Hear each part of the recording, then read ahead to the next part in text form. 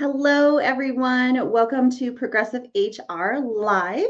Our live today is AI at Work, the vendor shuffle, the productivity paradox, and the future. And I'm here with Alex Kouchev, who is the founder of Innovative Workspace and the author of one of my favorite newsletters on LinkedIn, Work Edge Report. How are you today, Alex?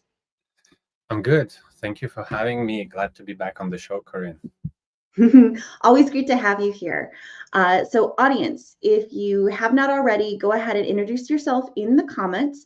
Let us know where you're streaming from. And Alex and I, before the live, we went live. We were talking about the weather, like because we're in this like kind of fall, summery period. So, are you in fall right now, or are you in summer? And let us know. We're going to jump into our conversation soon, but I really wanted to kind of touch on a little quick icebreaker here. And we had a lot of announcements in the last 24 hours, didn't we, Alex? Yes, indeed. And I think there will be more announcements coming this week already. Yeah, it's like really, I think all the vendors are trying to, outpace themselves and propose more advanced tools than what we had even last year.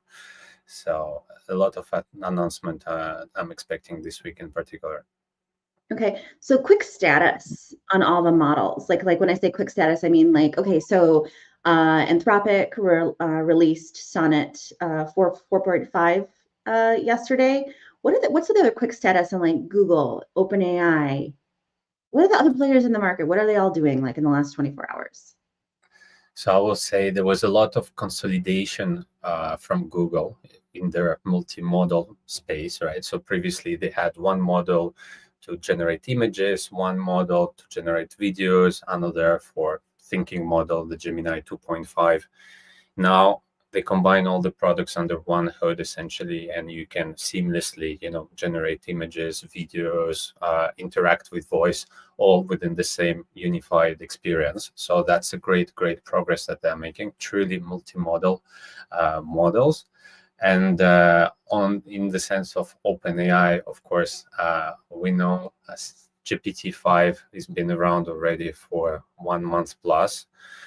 There's been some backlash as well in the way how it's been released because power users like you and me, we kind of felt like we lost in capabilities in comparison to the selection of different models that we had under the hood. All that capabilities seems to have vanished with GPT-5 being released. But on the other side, the product became much more user-friendly as well. They are also expanding the family of products. Now they are trying to, of course, move on into the browser. This GPT operator as well, the agentic frameworks are part of the ChatGPT directly. So make it more available for common users and continue to grow their user base. I think that's what OpenAI is aiming for.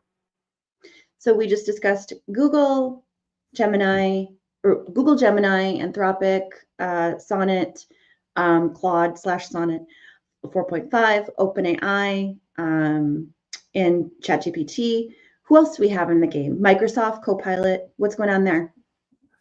So Microsoft is very interesting because, well, we all remember their strategic partnership that they had with OpenAI, and they were one of the largest investors, right? They kind of gave a lot of money to OpenAI since GPT 3.5, and in exchange, OpenAI was planning to use exclusively Azure cloud services. So Azure is the equivalent of AWS or Google Cloud for Microsoft.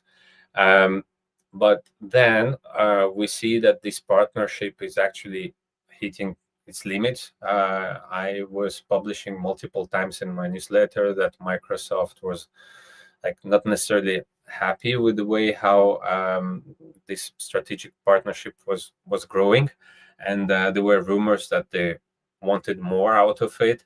And ultimately, in the past couple of weeks, that we saw some rumors that actually got confirmed that Microsoft is looking to establish a partnership with Anthropic. because once they did some analysis of the Anthropic models, they realized that those actually working better with Microsoft Suite. Okay, so we know that Microsoft has their own product, Microsoft Copilot, which is heavily embedded into Microsoft 365 Suite. And previously, it was pretty much the equivalent of ChatGPT. So it was exactly the same models that was powering both products. But as early as last week, like Microsoft enabled an option to try to use, for the users to be able to run workflows with Claude in Microsoft Copilot, and vice versa. Claude is now working, and for those who are using Claude, I invite you to go into the settings and activate this experimental feature. Claude now works with Microsoft Suite files, and that means files that have XLSX extension for Excel, documents, PowerPoint. I was trying the other day to generate a PowerPoint presentation directly by using Claude. It's not where we want it yet. I think ultimately what it produced, a 5-year-old, or maybe not the 5-year-old, but perhaps a 10-year-old can do a better presentation still in terms of graphical design. But it looks promising. It looks promising to have that initial first draft, in the way to help structure your thoughts. And it's there. You can download right away the file in this extension format, PowerPoint format. And I think a lot of professionals, especially in HR, because we have to do a lot of presentations in general, they will be very pleasant with this, improvements. So what about Perplexity? Where are we with Perplexity? So Perplexity, it's quite interesting because as you and I, we are part of this fellowship program, right? Perplexity Fellowship. It kind of allows us to have a preview of the upcoming releases that they're doing. So Perplexity has their own model, Sonar, that is used to power Perplexity most of the time. But under the hood of Perplexity, the users always have the possibility to choose any of other provider models. So they have as well Claude, Opus, or Sonnet. They have access to ChatGPT. They have access to some other models like a DeepSeek, etc. Perplexity product, it was mostly focused on search, right, on returning the results from search. But they launched a browser last month or so, a couple of months ago. And now this browser is going at more wide preview. So they're actually stepping into kind of a different product orientation by trying to really control the web search as per se, right? So they have their own sets of agents that are powering this Comet browser. And I tried it. I tried to book travel using like Expedia and Skyscanner, and it was able, to open tabs, navigate, search for the hotel, find the appropriate ticket. It's still much slower than if I was doing it myself, so I wouldn't rely on the outcome. But I think it's a good preview to everyone to see what's happening. Okay, where ultimately these agents are going to grow, and what the direction all this is going to serve. So audience, before we jump into the question for Alex about what particular models Alex is using currently, we just went through the big, let's say the top 6. I lose track sometimes how many models there are. So many different names, so many different models. And so before we go into talking to Alex about why he's using, what models he's using, I want to know from you, what models are you currently using and why? Go ahead and add your answers to the comments.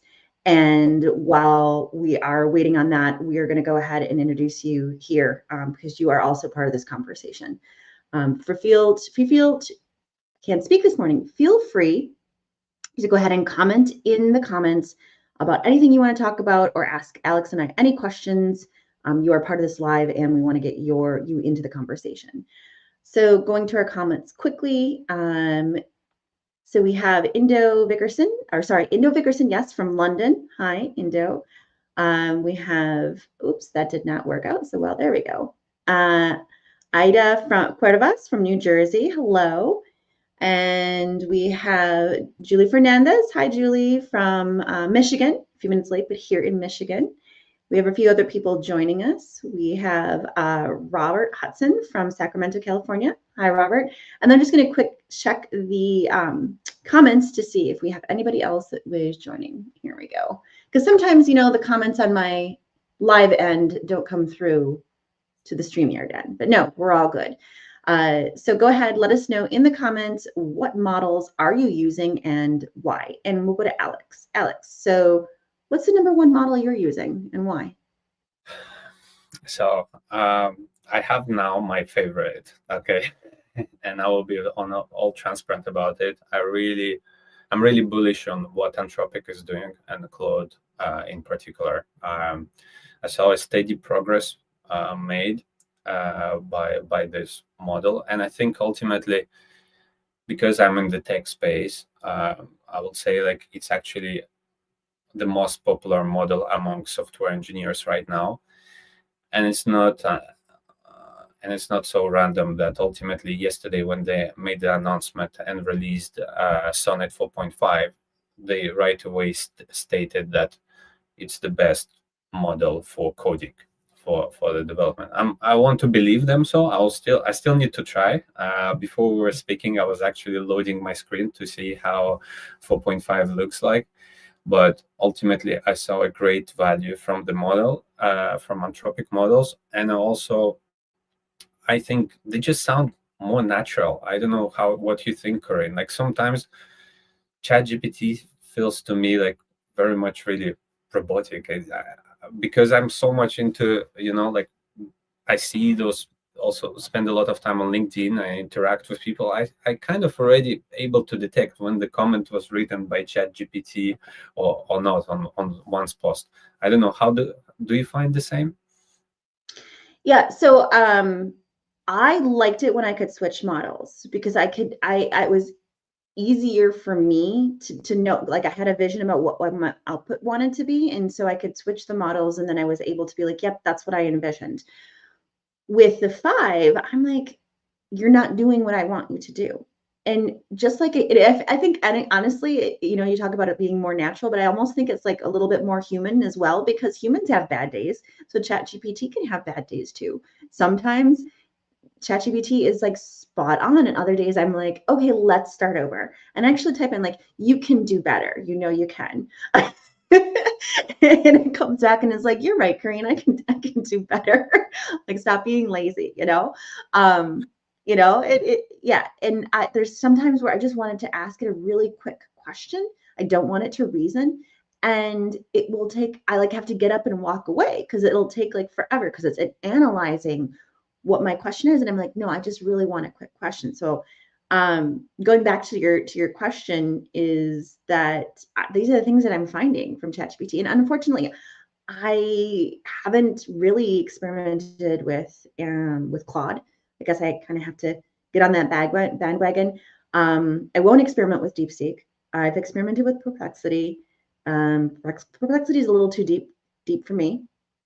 And I have experimented with Copilot. I'm not really super happy with Copilot either. So I've just kind of stuck with ChatGPT. So I see. So overall, do you think like GPT-5 is an improvement versus what was before, or do you think like ultimately it sounds like you kind of lost in capabilities versus what you were capable of doing before? Yeah, for me it was not an improvement, but I can see where I really honestly think that ChatGPT, OpenAI really wants to get the popular vote. So you maybe read the announcement this morning that they're bringing on a video program like TikTok to Sora.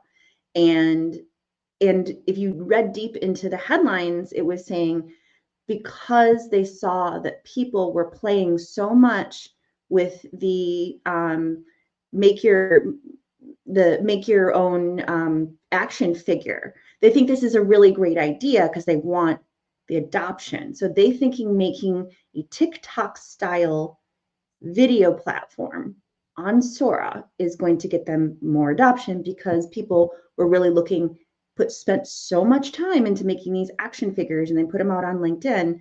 But that those people like myself, like I don't want to use it to build an action figure. I actually want to use mine for productivity is like the worst announcement ever to me. Yeah. But I can see why they're doing what they're doing. And you see, that's the same kind of sentiment that I have. Is ultimately they are going after like the consumer, the people, like who use it for fun, as their as their therapist as well, or as their relationship advisor, things like that, not necessarily for productivity. And that's where I think Anthropic is doing something very clever, and the numbers are showing this. The enterprise use case of Claude skyrocketed. It's now being the first among the three providers. Anthropic has like 35% or something like that of market share in enterprise. Previously, I think 12 months ago, it was OpenAI and ChatGPT. Now Anthropic is first in enterprise adoption. They have the highest market share. They are looking more the business case, right? And the first business case is software. Like how can you enable programmers, the developers, to code faster, be more productive, and ultimately software engineers in all the companies, on all businesses, software engineers are the pioneers of adoption of any technology, right? So if IT department starts procuring, Claude, then it's just a question of time before HR start using Claude, finance starts using Claude, and other departments, right? So I think they're playing a long game, and that long game is also reflected in the latest valuation. Like they raised Series F, like the record Series F, and they're now being valued at over $180 billion, which is gigantic amount of money. Mm-hmm. I had like a really super smart ass comment, I swear. But like, is there a Series Z? Can they go to Series Z until until before they raise the IPO? I don't know. That was my kind of smart ass comment I was thinking. But I wanted to go to the audience really quickly because we've had some responses into what models our audience are using. So, oops, here we go. You can tell I've been on vacation because I'm like kind of fumbling around here with, with all the controls. Indo said ChatGPT for general use, Claude for languages and translation. Oh, awesome. Keen to learn more about other models. That's great, Indo. We plan on talking the next, I don't know, 25, 30 minutes about all the different models we're using and what our thoughts are. So keep the questions coming, keep the comments coming. And then Duran, I hope I pronounced that correctly. Oh, sorry, Duran, I'll come back to you. I wanted to quickly go to Jana. Says, Jana's using Perplexity for real life links and references, ChatGPT, Copilot for adapting and flexible language, but can be limited within the same language approach. ChatGPT specifically for creating pictures. Yep, see the adoption there and having the fun. And then Duran, I'm going to go ahead and go to your question now. And welcome. Thank you for joining us, Duran. Duran asks, how are you ensuring that model use and deployment at work remains safe, fair, and unbiased? Do you have processes in place to check results? So I don't know, can you speak to this, Alex, with what you're doing at Innovative Workspace?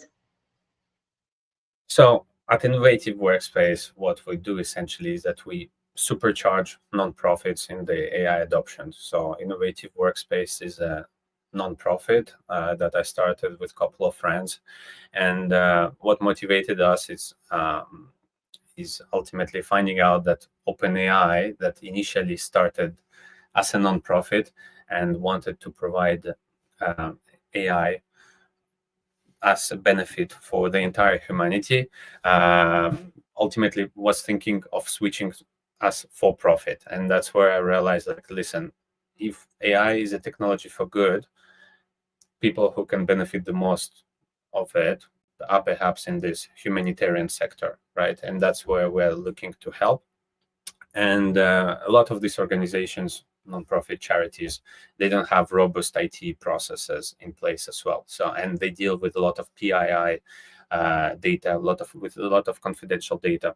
So we are working with the IT departments there to make sure that they have right procurement mechanism in place, that they identify the right sets of tools, and that they coach as well their teams to make sure that the data is handled in a secure, contained environment, right? So the good thing is that with all these models now that are being available, there are always some kind of enterprise or teams plan available. It's different from individual subscription, right? Because the individual subscription, you pay with your credit card, and you kind of have all your conversations siloed.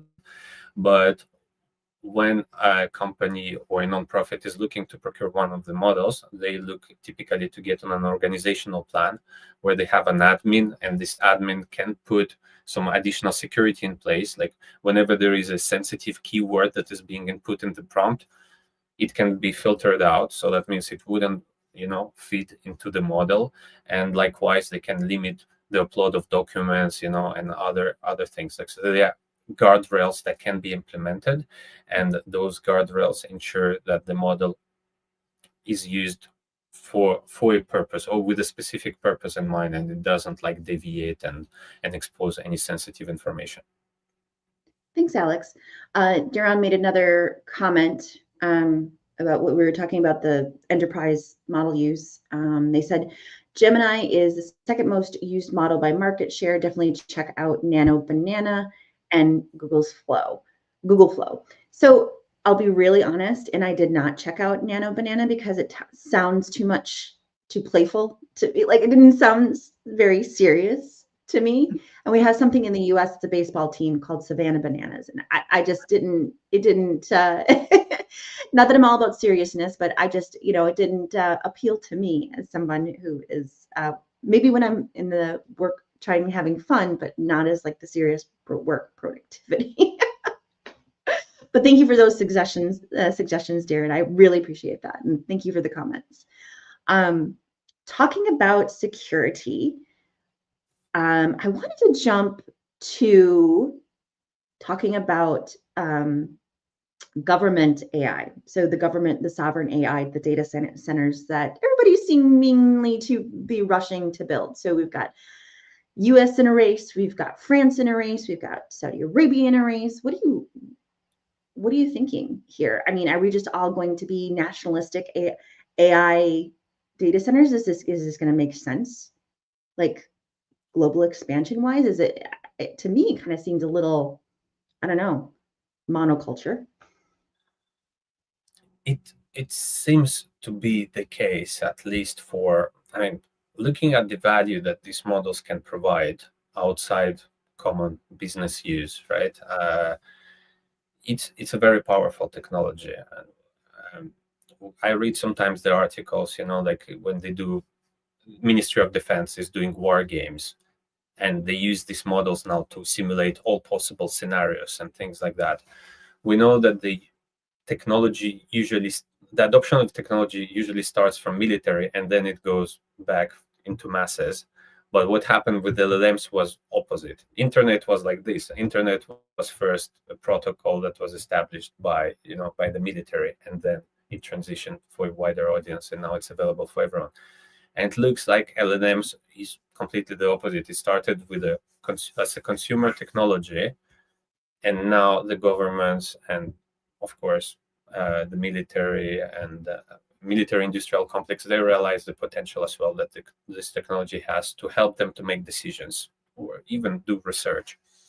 So if we understand that it can follow this purpose, it makes total sense that nations would like to keep some of their data private, and they don't want to exclusively rely on the compute power provided by the United States or by China. Right? It makes total sense to have a certain degree of sovereignty to operate, some modeling in that particular space.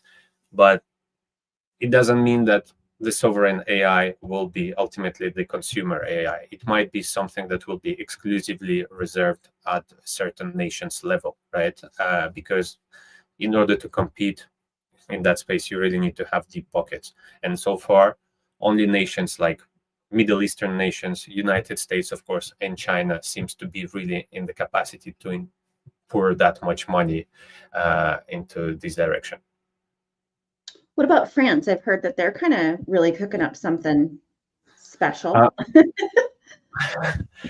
as much as I would like to say it's France, I think it's ultimately European Union as a whole, right? Because yes, there is definitely one big actor in that space that is I'll call them French, but they define themselves more still as an international company, and it's Mistral. For those who don't know, Mistral is actually the name of a Keep wind. forgetting about menstrual. Yep. Completely Mistral. forget about that. Mm-hmm. So Mistral has international investors. They've been backed up by Microsoft as well. Of course, they are the fleuron of French tech industry. The co-founders are all French, but they all worked in Silicon Valley before that, and they just received a substantial investment. I don't know. I think it's like over $1 billion, almost $2 billion, but it came from a European company, ASML, who is providing the tooling for semiconductors industry, right? So it's a Dutch company run by a Frenchman, by the way. The CEO of ASML is a French guy, and yeah, it looks like a strategic investment to me at the European area. So we're talking. This live is called Progressive HR, and we're talking about all these things that are seemingly un-HR related. So my question is, I'm an HR professional. I also work in AI. But if I was an HR professional on this live today, I'm thinking, what does this have to do with me? Why should I care? Like, why should an HR professional care, or someone who's using AI at work care about this conversation we're having right now? I think ultimately everything that is related to the policies, it's something that the HR professional should be aware and kept in the loop, right? There is a legislation that is being now actively pursued at the European Union level. It's called the EU AI Act, right? Which implies as well for which purposes certain models can be used and for which they cannot be used, right? So if you are an HR and work in a tech company that is actively, for example, delivering services that are powered by AI, you should be aware of what your tech teams are doing and if they are respecting a certain sets of frameworks, like because you will be pursued you could be pursued and fined if the products that you propose on the market are not respecting these boundaries. Same as to be aware of the GDPR policy, right? The access to the personal data and other things that are enforced internationally, but are initially for EU citizens. HR receive a certain degree of training on that domain, right? So I think for HR professionals, it's very important to know what's happening, what kind of legislation is coming, so you can create a set of policies that will be relevant for the countries you operate in. And on the other side, there is, of course, a value as a user, right, to know what are the latest models on the market, how can you improve your own productivity or your team productivity and operate in a larger autonomy with larger degree of autonomy in your company, I would say, because a lot of these models can be brilliant resources in your day-to-day work. So adding on to that, I was reading Julie Fernandez's newsletter this morning, HR and Payroll Transformation, and she put a very interesting fact study on there that, what is it, Julie, if you're still on, make sure that I'm quoting you correctly here, that 41% of employers surveyed feel like learning or keeping up with AI is a full-time job, and it's just not possible. And so Julie had that in her newsletter today. So 41%, almost close to half of the people think that it's a full-time job to keep up with everything happening in AI, to be able to be productive and thriving at work. Where do you stand on that, Alex? Yeah, it's a feedback that I hear quite a lot, right? And I think it's ultimately also how our conversation started. And the reason for our conversation today is that you currently said, like, hey, I took a break, I took some time away from family, and I have the FOMO. I feel like I missed out on so much what's going on, right? So how do I get back to it, and how do I jump on that topic? I'll say, like, it's a valid reason, but not so valid as well at the same time, because there is a lot of hype still happening in the space, right? And this hype is voluntarily nourished by all these large valuations that these companies are reaching. Like, there's no company in the history of humanity that reached such a large valuation in such a short amount of time, like OpenAI did, and Anthropic now did, and the revenue as well. Like, there was a company that is called Lovable. I don't know if you heard. It's a Swedish company. There are about 50 people in total in that company, and they hit 100 million revenue like in less than a year or something like that. They beat all the records before. So it's going crazy, but on the same time, we also understand why this announcement happened, because it's fueling the motivation of the investors, to show, like, hey, like, there's a lot big transformation happening at the scale of humanity. There is so much more that can be done productivity wise, etc., etc. And that's why we see, like, every week I'm running my newsletter. It just for myself to stay in the loop, pretty much. So I think try to find the right balance in between, like, what you like to do and how do you want to keep in touch with things. Like, it's impossible to get to know everything and be aware of everything, but the same thing that as you have, try to at least spend 5 minutes, perhaps just read the headlines, find 2 or 3 newsletters that you can follow from reputable sources, and just try to stick to it and see, on a daily basis. It's much easier than, go to it once a week and kind of try to distill everything. I think ultimately everyone can find 5 minutes in their daytime reading some headlines, but try to not just watch TikToks or Reels, something like that, but pivot to something that will make you more productive. Yeah, so everyone, I put up a QR code. This is the QR code link to subscribe to the Work Edge report. Alex distills this report. I mean, I love your commitment to this newsletter. He distills it on Sunday night, so when we get up on Monday morning, it's there for everybody to read. So I thank you for your commitment to the community, Alex. And it comes out most of the time weekly. Other than when Alex is on vacation or just too much is happening. So again, that's above me. That's the QR code to subscribe to Work Edge Report, and I do recommend it. It's where I get a lot of my AI news. Julie jumped in. Thank you, Julie. And she said, find the article in today's newsletter. Here is, if you want the source for it, 41% feel overwhelmed. So I got the number right. 41% feel overwhelmed in keeping up with AI. So thank you, Julie. I appreciate that. All right, Alex, I have a question here. I got a few questions, but I don't know. Did you want to talk a little bit? I mean, you mentioned about the changing frameworks. Did you want to talk a little bit more about the changing frameworks? Or I've got just, I think, maybe a silly question that I want to understand. You let me know how you would like to have the conversation flow. So if you mean like on the changing frameworks, I can explain how I use certain tools, so give some recommendations to people to try out. Yeah, I'm happy to show a couple of things, like where people can go and find some information. So yeah, do you want me? I can jump in quickly. Yeah, let me ask my silly question, because this, to me, so when I was reading today, we were talking about tokens, or not we were talking about tokens, but I was reading about tokens today. And please, can you explain just really, really quickly the whole, it takes Sonnet 4.5 costs $3 per million input tokens. Like, I'm not paying any tokens. I pay a subscription. So where is this coming from? And I consider myself, like, I would say, a power user, and I don't understand the whole token thing.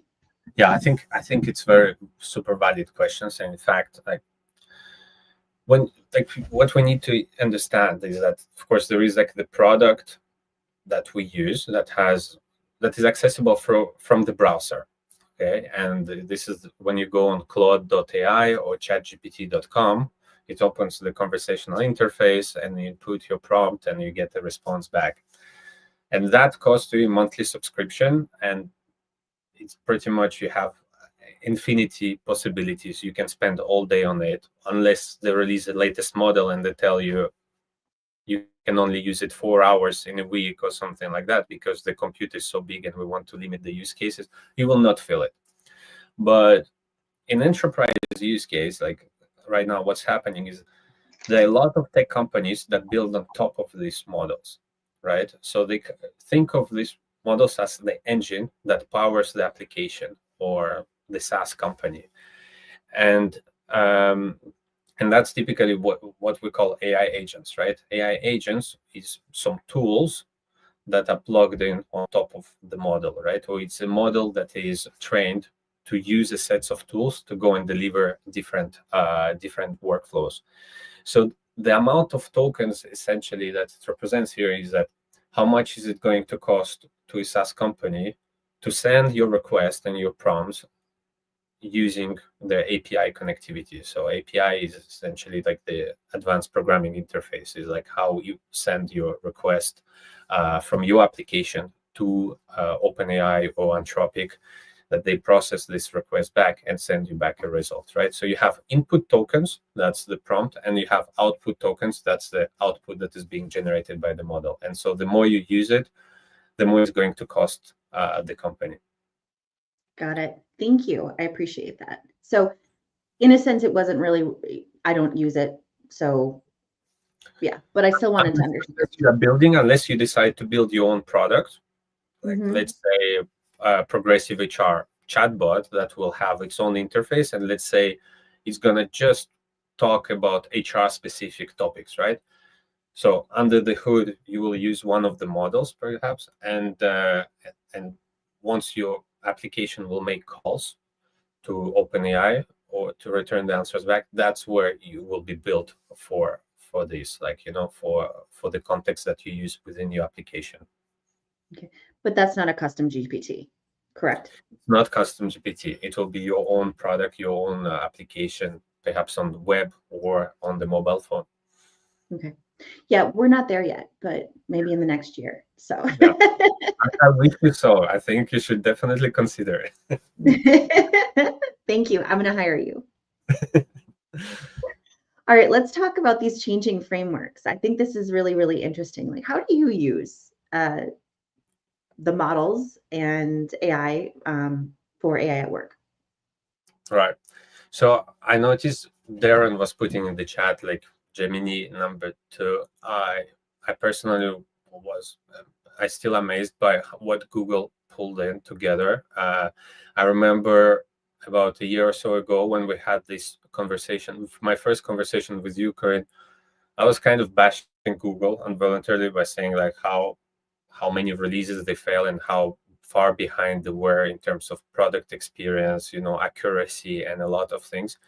And it's super impressive what their team managed to pull in together, and the quality of the product, and also how accessible they make their product. I know like they launched a subscription for students. So if you're a student now, you can get 1 year of Google AI for free.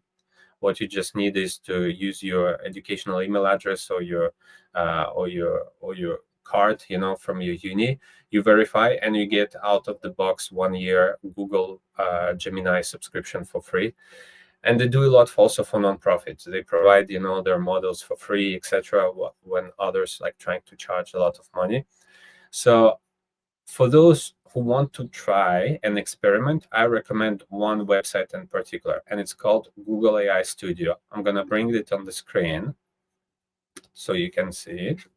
Okay. Up.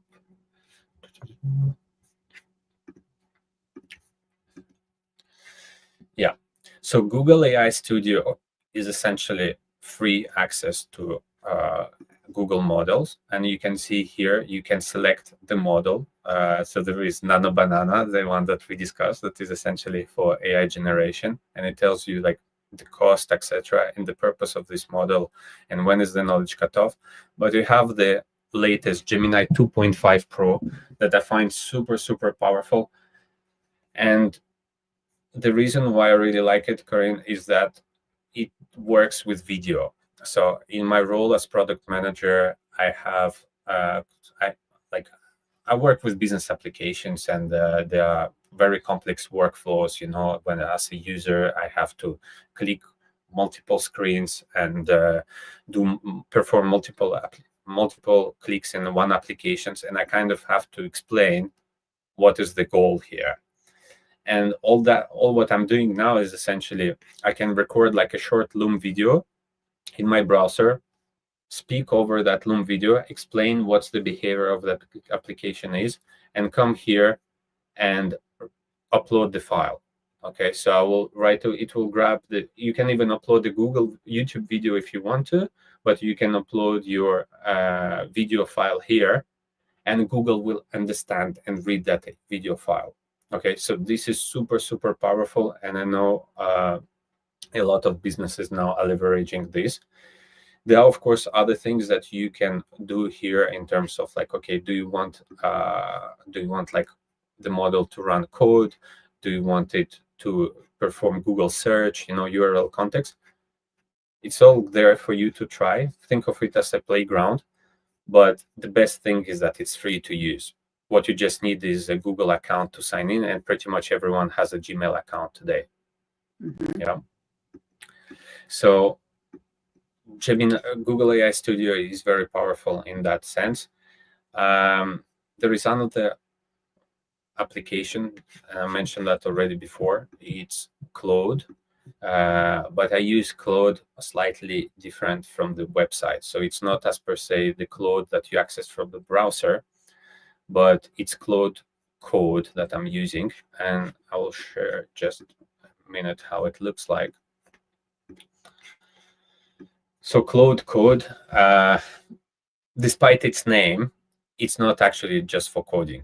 Okay, it can do everything, and Claude code is essentially an AI agent that lives in your computer. Okay, so it runs equally well on Mac or on Windows, and it runs from the terminal. The terminal is this like kind of MS-DOS window screen that you see here that I'm browsing.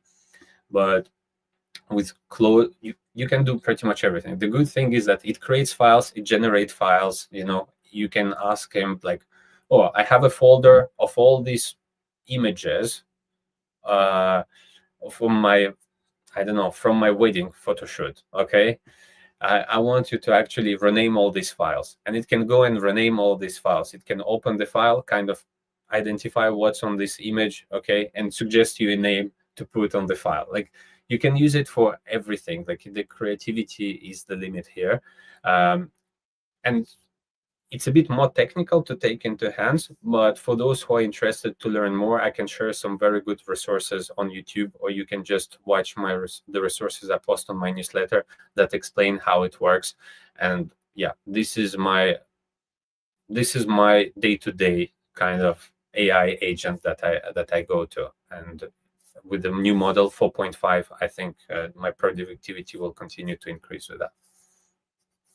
That's awesome. So Gemini, or the Google AI Studio, and Claude are your main models that you're working with right now. Right when we began, we mentioned Perplexity. How are you using Perplexity? Are you using Perplexity? Because I'll have to say I'm not using Perplexity, and I really should.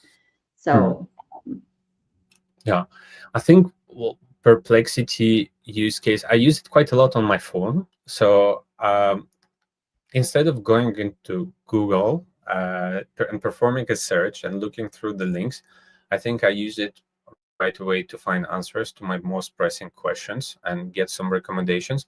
So I don't use it in the business or day-to-day context like of work. I use it as my personal, search assistant.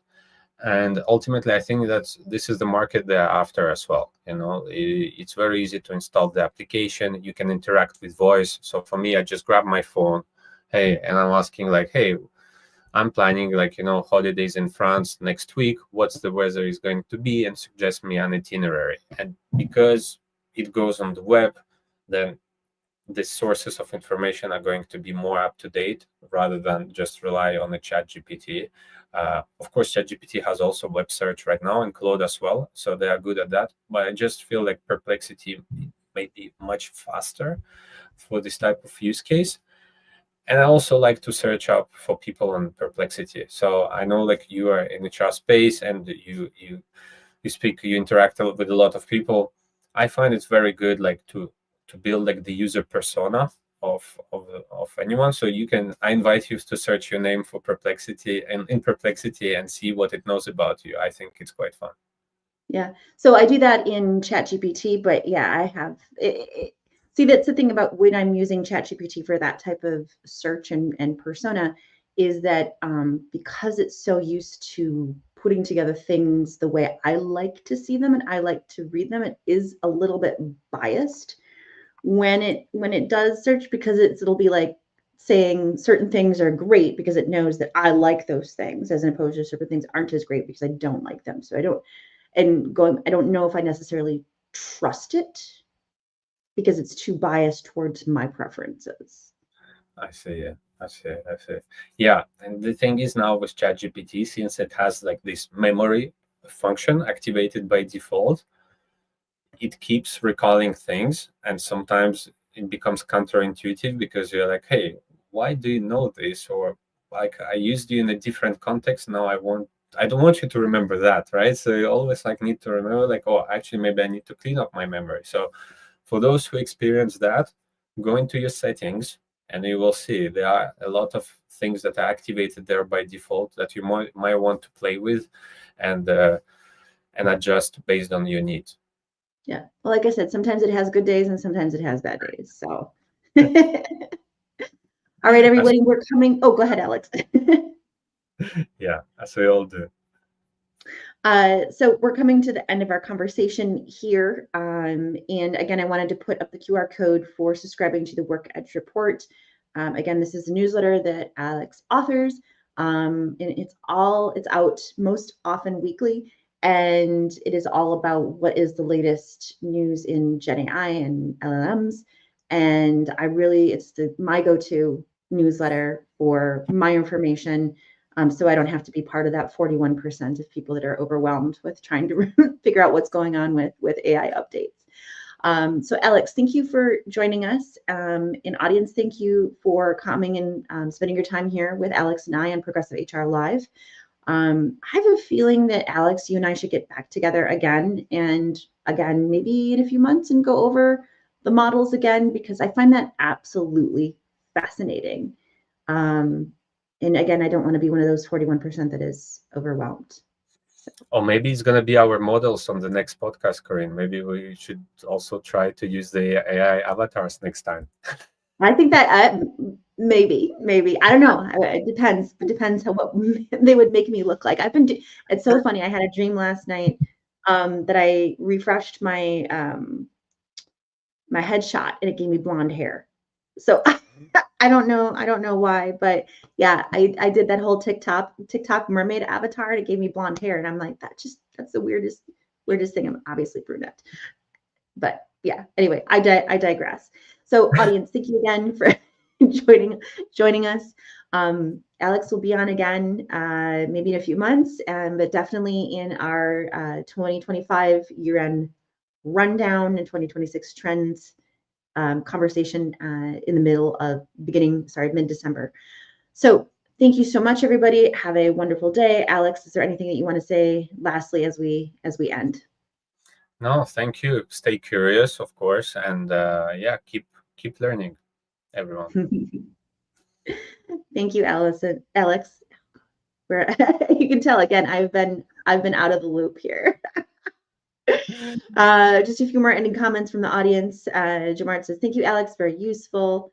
Indo says, "This was helpful. Thank you so much." I mean, I agree it was helpful, but I mean, again, there's so much more to talk about that it's so hard to pack everything in to 45 minutes.